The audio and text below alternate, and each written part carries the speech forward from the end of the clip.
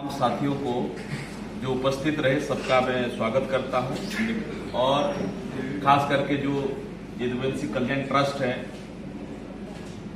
जो याद कर लिया वो यादव है। किसको याद कर लिया? अपने हक अधिकार को याद कर लिया, अपने बाप दादाओं को याद कर लिया, अपने पुरखों को याद कर लिया, अपने जड़ को याद कर लिया, अपने इतिहास को याद कर लिया, अपनी संस्कृति सभ्यता दर्शन को याद कर लिया, अपनी संवैधानिक अधिकार को जो याद कर लिया वो यादव है। जो याद नहीं किया वो यादव नहीं है। जिस सभ्यता के आज हम बात कर रहे हैं नागवंशी सभ्यता, नाग अही का मतलब होता है नाग, और नागवंशी सभ्यता के बारे में भारत के दुनिया के सबसे बड़े विद्वान लिखते हैं कि the Aryan civilisation was the first and superior civilisation then Aryan civilisation. Aryan civilisation से नागवंशी यानी अहीर यानी यादवों का जो सभ्यता था वो 4 गुना विकसित सभ्यता था।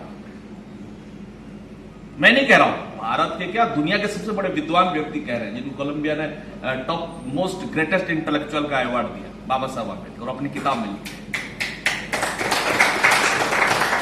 भारत का क्या दुनिया का हर 15वां व्यक्ति यादव है दुनिया का, और पूरे इतिहास को अगर खंगालोगे, पहला व्यक्ति जो उड़ीसा में पैदा हुए, कलिंग में, जहां से मैं बिलोंग करता हूं, नवकटी कर्नाटक कलवर्गेश्वर अहीर पुत्र खारवेल, तलवार उठा के खड़ा हुआ कि मैं वो हूं। और वहां पे जो गिर व्यवस्था था समाज पे, जात के आधार पे, धर्म के, उसको खत्म कर दिया। तब वहां पे बाहर से जब अटैक करते उनको भी बचाया। वो इतिहास था अहीर पुत्र। लोगों को नहीं पता है अपने राजा राजोड़े का शासन, वहां पर बहुत सारे लिखा हुआ है। जैसे यहां यादव करते हैं, बाकी जो स्टेट में है, बंगाल में भी है, मणिपुर में भी है, आसाम में भी है, तमिलनाडु में है, कर्नाटका में है। अपनी व्यापकता को बढ़ाओ अर्जुन, अपनी व्यापकता को बढ़ाओ। तुम हो क्या? याद करो, आज भी पाप बढ़ चुकी है। यदा यदा हि धर्मस्य ग्लानिर्भवति भारत अभ्युत्थानाधर्मस्य तदात्मानं सृजाम्यहम्। आज भी अन्याय अत्याचार उत्पीड़न हो रहा है। इस चीज को नजरअंदाज नहीं कर सकते, चाहे जैसे भी हो।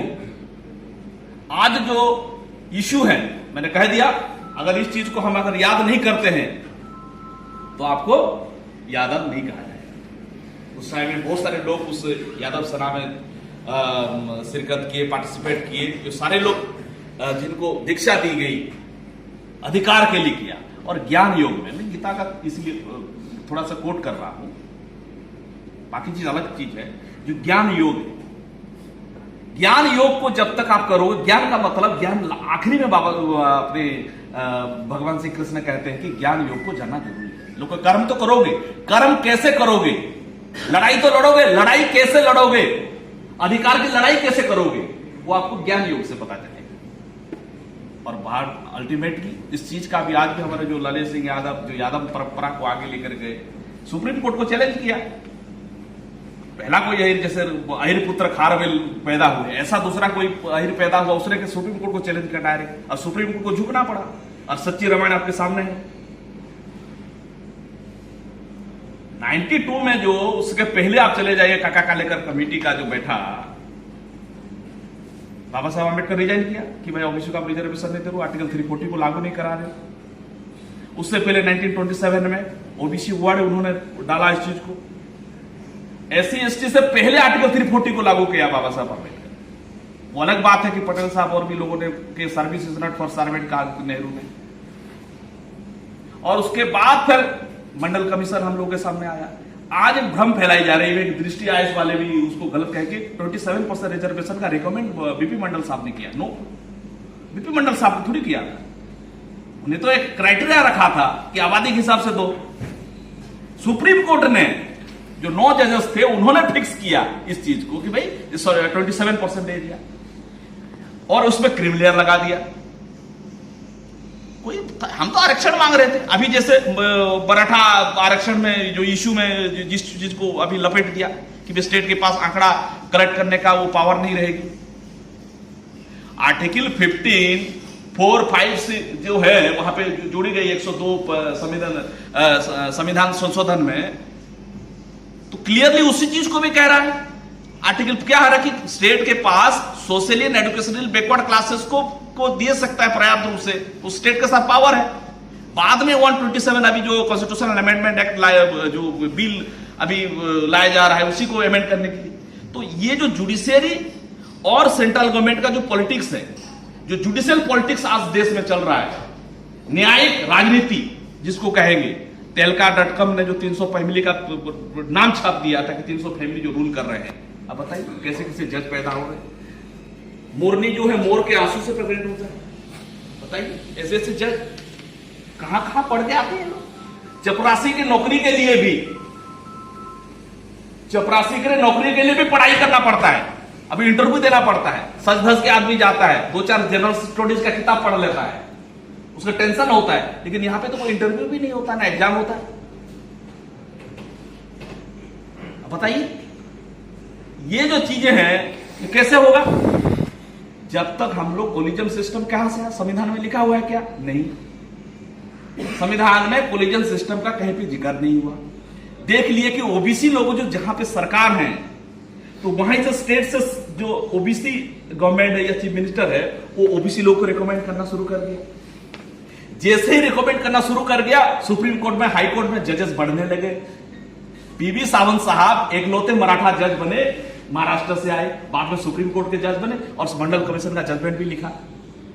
उनका जजमेंट लिखने का तौर और तरीका, एनालिसिस, लीगल एनालिसिस को देखेंगे तो आपको पूरा शुरू से लेकर कैसे कैसे अन्य अत्याचार हुआ, उत्पीड़न हुआ, शोषण हुआ, उसका डिटेल्स पीवी सावंत साहब ने मंडल कमीशन के जजमेंट में लिखा है। जजमेंट डिफर कर रहा है। वही आदमी जब क्लास कंसेंसस को दूसरा ब्राह्मण एरियल एंटेना वाला अगर जजमेंट लिखेगा उसका डेफिनेशन अलग हो जाएगा, वो क्या व्याख्या अलग होगा, संविधान का क्या ब्राह्मणिकल इंटरप्रिटेशन करेगा। अभी अविनाश यादव जी को अगर जज बना दिया जाए तो वो क्या होगा कि जमीनी स्तर पे देखेंगे, वो अपनी क्लास को नो डाउट प्रोटेक्ट करेंगे। ऐसा हो रहा है जैसे केस हमारा जज तुम्हारा नहीं चलेगा। भाई केस हमारा है, जो आदमी बैठता नहीं, उठता नहीं, ये तो जाति प्रधान देश है। अगर लल्लू यादव जी के बड़े यूनिवर्सिटी में उनको इतना बड़ा सम्मान दिया गया, लेकिन आज भी लल्लुआ कहते हैं। तो हमारे लोग भी शुरू कर दिए, राजनाथवा बोलना शुरू कर दिए, तो उनको अरे आप राजनाथ सिंह जी कैसे कह रहे हो, मोदी बुआ बोलना शुरू कर दिए। तो जो काउंटर हो रहा है एजुकेशन का, जैसे हम लोग कहते हैं कि अपर कास्ट के लोग, भाई अपर कास्ट के शब्द ही यूज मत किया जाए। क्यों यूज करेंगे हम? गैर पिछड़ा शब्द का हम उच्चारण करेंगे। पिछड़ा लोग ज्यादा है तो पिछड़ा, गैर पिछड़ा शब्द उच्चारण करेंगे। जो संस्कृति और शब्द हम लोग गढ़ते हैं, बनाते हैं और उसका निर्माण करके समाज में धरातल में जाकर उसको इंप्लीमेंट करते हैं, उसी के हिसाब से फिर दूसरा जो आंदोलन तैयार होता है। राजनारायण जी कह रहे थे कि सेंसस जैसे ही 1931 का पहला सेंसस हुआ, caste census, socio economic caste census, 1948 में तुरंत एक्ट पास कर दिया गया, सेंसस एक्ट। सेंसस एक्ट में यह प्रावधान रख दिया गया, राजनारायण जी 1948 में जो एक्ट पास कर दिया गया कि भाई इसका कॉन्फिडेंशियल होगा। हम लोग सोच रहे होंगे कि नहीं ये 1947 में भारत आजाद हुआ, 1948 में तुरंत पहला एक्ट पास किया, वही एक्ट पास कर दिया और उसमें जगह कॉन्फिडेंशियल होगा। 51 में नेहरू ने 60% ब्राह्मणों को टिकट दिया। हम सोच रहे हैं 1931 में का सेंसस हुआ, लेकिन इसका रिफ्लेक्ट जब भारत आजाद हुआ, नेहरू ने तुरंत 60% ब्राह्मणों को टिकट देना शुरू कर दिया और उनको जितवा के लिए आया। और 15 साल तक लगभग 60-70% ब्राह्मणों ने पूरे देश में राज किया। 1948 में सेंसस एक्ट पास कर दिया और कॉन्फिडेंशियल क्लॉज लगा दिया कि इसका उजागर नहीं होगा। अभी जो यहां पे बीच में 2000 जो सेंसस के बारे में रामलीला मैदान में लगभग सारे लोग आ गए थे। हम लोग, राजनारायण जी, बावन मिश्रा भी, सारे लोग, शरद यादव जी, रामविलास पासवान जी, सब लोग हुआ तो एक मामला बना, देश में हलचल थोड़ा सा हुआ, मगर उजागर नहीं करेंगे। तो आप देखिए अभी हम बीजेपी को टारगेट कर रहे हैं, कल फिर कांग्रेस आ जाएगी, कांग्रेस को टारगेट करेंगे। तो बीजेपी और कांग्रेस क्या है? पार्टी है, लेकिन उसमें जो लोग हैं 50% सांसद कहां से आए बीजेपी में? कांग्रेस से आए। लोग वही हैं, इंप्लीमेंट वही लोग कर रहे हैं और उसी में हम फंस के रह रहे हैं। तो इसीलिए लोहिया जी बहुत मजे की बात कहते थे। क्या कहते थे लोहिया जी? कि अगर संसद जो सड़क सुनसान हो जाएगी तो संसद आवारा हो जाएगी। अभी 312 मेंबर ऑफ पार्लियामेंट को गणेश सिंह जी नीट का जो रिजर्वेशन लागू होने से पहले माननीय महेंद्र यादव जी, दिलीप मंडल साहब, डॉक्टर अरुणेश यादव, हम सब लोग बुला के लगभग 5-6 स्टेट से हर जाति धर्म के लोग आए हुए थे वहां पर। तो आदमी को बल मिलता है, उन्होंने तुरंत लेटर लिख दिया, मोदी जी को छोड़कर सबको लिख दिया, लेटर लिख दिया कि भाई इसको आप विरोध करो। जो पीवी शर्मा रिपोर्ट आया, उसके बाद रोहिणी कमेटी आया है, उस चीज को विरोध किया गया कि भाई आप एग्रीकल्चरल इनकम, तो हम जन्मजात से एग्रीकल्चरल प्रोड्यूस पे डिपेंडेंट है, अब सैलरी जोड़ दिया वहां से तो उसका ऑटोमेटिकली उसका सैलरी बढ़ जाएगा, क्रिमिनल कंसेप्ट का उसका इफेक्ट हुआ। अभी उसका रेज करके 15 लाख तक भी कंसेप्ट आ रहा है। अभी जो मिनिस्टर वेस्ट बंगाल से बना है, उनसे भी हमारा इंटरेक्शन हुई। और तीसरी बात जो है, महत्वपूर्ण बात है कि करेंगे क्या। कोलिजन सिस्टम को खत्म करना बहुत जरूरी है। 3-4 स्टेटों में हमने इसके लिए आंदोलन किया कि 312 के तहत आप ऑल इंडिया जैसे IPS IS चला रहे हो। अब बताइए मजे की बात, जो कानून बनाता है पार्लियामेंट, स्टेट लेजिस्लेशन, जो कानून बनाता है उसमें आप देखिए, जो कानून बनाता है, जो मेंबर ऑफ पार्लियामेंट है और MLA है, वहां पे ऐसा कुछ कानून बनाता है, लेकिन इंटरप्रेट करने के लिए आपको कोलिजन सिस्टम से जज होना जरूरी है। मजे की बात है, मौलिक बातें हैं कि जो कानून बनाता है, एक्ट कौन पास करता है? पार्लियामेंट पास करता है। मेंबर ऑफ पार्लियामेंट लोग लेजिस्लेटर कहा जाता है उनको, और उसको जो इंटरप्रेट करेगा, सुप्रीम कोर्ट का काम है इंटरप्रेट करना, डिसीजन सुनाना, इंटरप्रेट करके डिसीजन सुनाएगा। लॉ नहीं बना सकता, यहां पे लॉ बनाया जा रहा है। तमाम जजमेंट को आप देखिए, कानून ये लोग खुद बना रहे हैं। और जैसे ही आप देखेंगे कि भाई इनका पर्याप्त रूप से है कि नहीं रिप्रेजेंटेशन, आर्टिकल 15(4) का, 14 का, 16(4) का अगर जहां पे आ जाएगा, कहेंगे क्वांटिफाइबल डेटा नहीं है। अरे इसीलिए तो हम का सेंसस की बात कर रहे हैं। जो सुप्रीम कोर्ट कह रहा है कि क्वांटिफाइबल डेटा शो करो, सुप्रीम कोर्ट का हम भी कह रहे हैं, देश को कह रहे हैं कि भाई सुप्रीम कोर्ट मानेगा, सुप्रीम कोर्ट कह रहा है कि क्वांटिफाइबल डेटा को प्रूफ करो कि पर्याप्त रूप से whether that communities equally adequately represented और नॉट। हम कह रहे हैं कि क्वांटिफाइबल डेटा करो। कहां से क्वांटिफाइबल डेटा आएगी? कास्ट सेंसस से आएगी। जो बरगलाते हैं कि यादव खा गए, यादव खाए, हर आरक्षण का ये कर रहे हैं, वो खा रहे हैं, तो यही तो हम पता करना चाहते हैं कौन कितना खा गया। कोई खा के उल्टी कर रहा है और कोई भूखा पेट उल्टी कर रहा है। पता तो चले, पेट का ऑपरेशन तो हो, क्या खाया है, क्या पियाया है। अभी डॉक्टर के पास जाओगे, तुरंत इंजेक्शन थोड़ी लगा देता है, तुरंत मेडिसिन थोड़ी लगा देता है, डायग्नोसिस करता है कि नहीं करता है। अब जो लोग सबसे ज्यादा वैज्ञानिक मेरिट की बात करते थे, आज हम मेरिट की बात कर रहे हैं, तो उनको कह रहे कि नहीं जातिवाद बढ़ जाएगा। अबे जातिवाद पहले कब नहीं था? जातिवाद नहीं था कब? जब एक यादव सीएम को कहते हो कि वो लाठी पकड़ के भैंस चराओ, वापस आओ, तब जातिवाद नहीं था। जब प्रोफेसर बनते हैं दिल्ली यूनिवर्सिटी में, एक भी प्रोफेसर है नहीं ओके यादव के बाद, आप बताइए, तब जातिवाद नहीं था। आज भी मेजर जनरल आप देखिए बड़े बड़े पोस्ट पे आर्मी में, जजेस नहीं है, IIM में रिजर्वेशन नहीं है, तब जातिवाद नहीं था। अब जैसे हम अधिकार की जब बात करेंगे तब जातिवाद आएगा। जब हम अधिकार के लिए बात करेंगे तब कहोगे जातिवादी है। तो ये जिस तरह से प्रोजेक्ट की जा रही है सारे सिस्टम को कि आंकड़ा प्रस्तुत हो देश के सामने, तब जगह कि भाई आपका NSSO के रूप में, नेशनल सैंपल सर्वे, आप आंकड़ा ले रहे हो उसमें, नेशनल सैंपल सर्वे जो रिपोर्ट इसका ये है। और मजे की बात है, आप कुत्ता बिल्ली का भी गिनती कर देते हो, ढूंढ के करते थे, कौन से जंगल में, कौन खूंखार जंगल, दंडकारण्य में कहां है, पूरा कौन से विचित्र जीव है, इतने पशु पक्षी, सबका गिनती कर देते हो। और आप ओबीसी की जातिवाद जनगणना नहीं करते। जो वाटलर साहब जो है, जो जनक कहा जाता है सेंसस का, उन्होंने भी कहा कि ये सेंसस जो मामला है, ये डायग्नोसिस है कि भाई यहां पे सपोज हम रोटी बांटेंगे, यहां पे मिठाई बांटेंगे, जब तक इसका गिनती नहीं होगा, कितने लोग बैठे हैं, कौन पहले खा चुका है, कौन पहले नहीं खाया, किसको बुखार है, जब तक गिनेंगे नहीं तो कैसे बांटेंगे? हम कहें कि भाई सबको मिठाई खिलाएंगे, किसी को कह दिया जाए कि भाई मिठाई लेकर आओ, सबको बांटेंगे, वो कैसे जाएगा? अब गिनती करेगा तब तो पता चलेगा ना, ये कितने लोग बैठे हैं, कितने लोग पहले खाए हुए हैं, कितने लोग ये हुए हैं। तो ये लड़ाई को जब तक हम सड़क से लेकर संसद तक नहीं लड़ेंगे और सुप्रीम कोर्ट में भी नहीं लड़ेंगे, अभी आरटीए इसके ऊपर हम फाइल करेंगे कि भाई 2011 का आप किए हो, इतना बड़ा फ्रॉड हुआ है, इतना करोड़ों रुपए आप फूंक दिए और रिपोर्ट बता नहीं रहे हो, तो ये बहुत बड़ा फ्रॉड हो रहा है। देशद्रोहों का तो मामला है ही है इसमें। और दूसरी बात है कि एक ही रास्ता है कि हमारे मेंबर ऑफ पार्लियामेंट लोगों को भी जागरूक करने के लिए एक ही मामला है कि सड़क पे इस आंदोलन को लड़ाया जाए।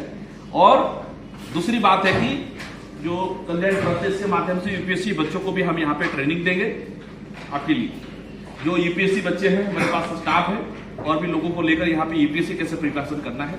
जुडिशियल सर्विस में पढ़ाता था, जुडिशियल सर्विस में कोई लॉ क्या हुआ है तो बच्चे कैसे पढ़ना चाहिए, और या मीडिया जगत में आना चाहे तो महेंद्र यादव जी हैं। तो अभी फिलहाल हम टारगेट करेंगे कि एक साल में मिनिमम इतने लोग हमको आईएएस, आईपीएस, मीडिया, जो आज हमारे जज चाहिए यहाँ पे, तब जाके आगे जाके जो पीढ़ी दर पीढ़ी जो नेक्स्ट आएंगे उन लोग उसको फाइट बैक करेंगे और पे बैक टू सोसाइटी करेंगे। हमारे बच्चों को ही पता नहीं है कि पे बैक टू सोसाइटी क्या है।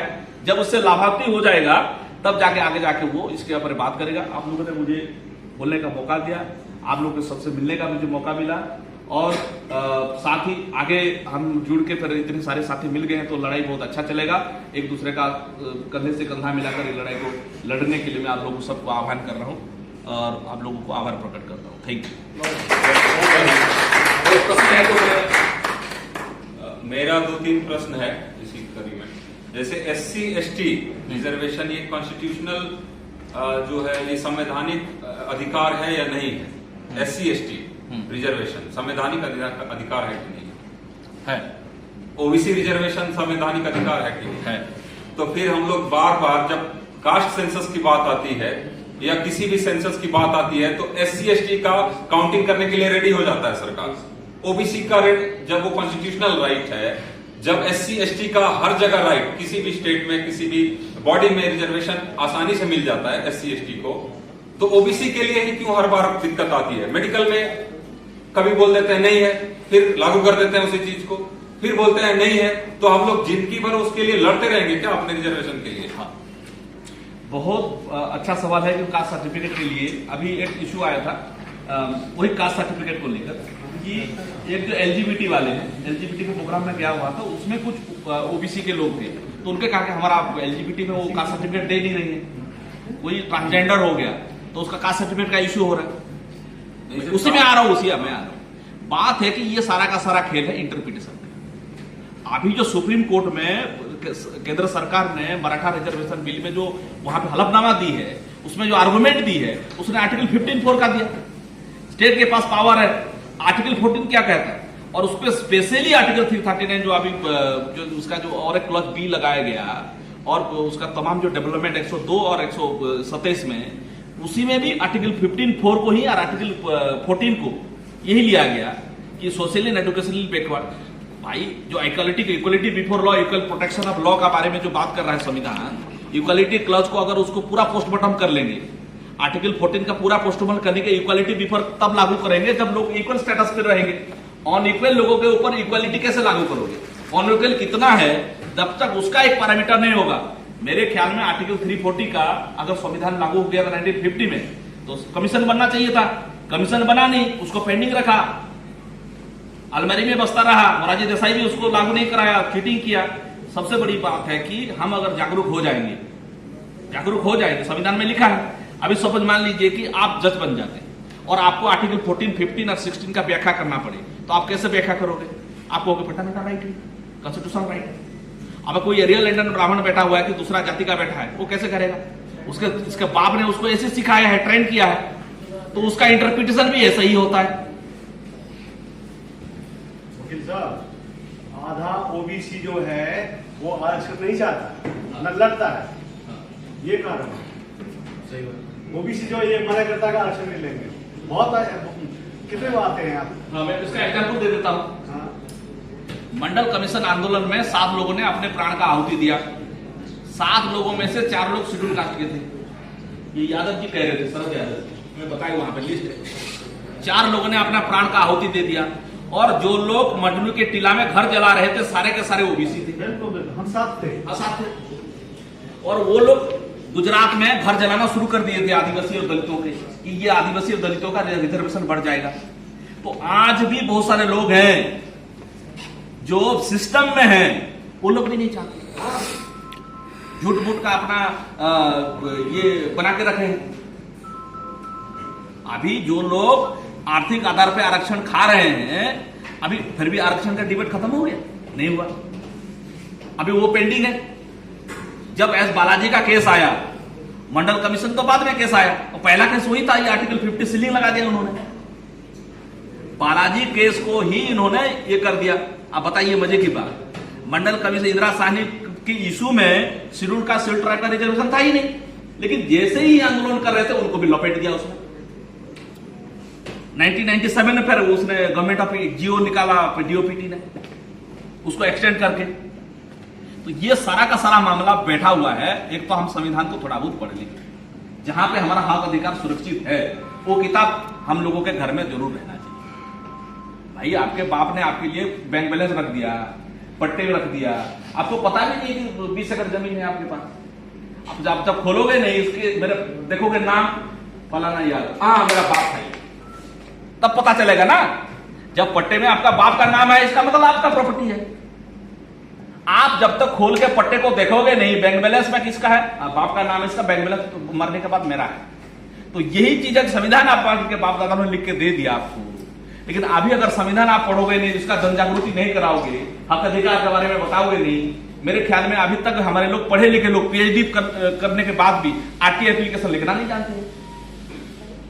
आप नोएडा में ले लो, छोटे से जगह पे, आप यहाँ पे जितने भी दफ्तर है वहां पे आरटीए लगा, भाई कितने ओबीसी के यहाँ पे एम्प्लॉई है, आपके सामने आंकड़ा आ जाएगा। इसका भी ट्रेनिंग हम लोग